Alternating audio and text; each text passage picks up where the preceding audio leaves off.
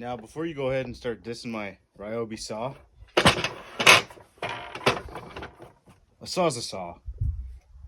I got a fine tooth blade on here, and if it makes you feel better, my big, expensive, very heavy Milwaukee saw is out in the back. And when I'm working by myself, especially here, I got a little setup here. I got some screws that's sitting here. This saw is great. It works fine. You don't always need a giant saw. You don't always need the most expensive equipment, you know? And don't get me wrong, I like nice stuff. It adds to the craft. But this saw, I've done trim work. I've built decks. The only limitations I can see with this saw for me, really, day to day, for the most part, is the size of the blade. It's hard to cut, larger pieces of wood, 4x4, 6x6s.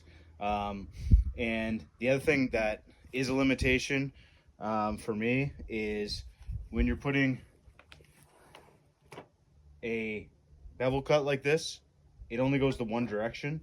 And with my Milwaukee saw, I can bring it back and go to the right as well, which is actually a more comfortable cut. And then I can see where the blade is sitting. But anyway, in this case, so far, I've had basically no issues.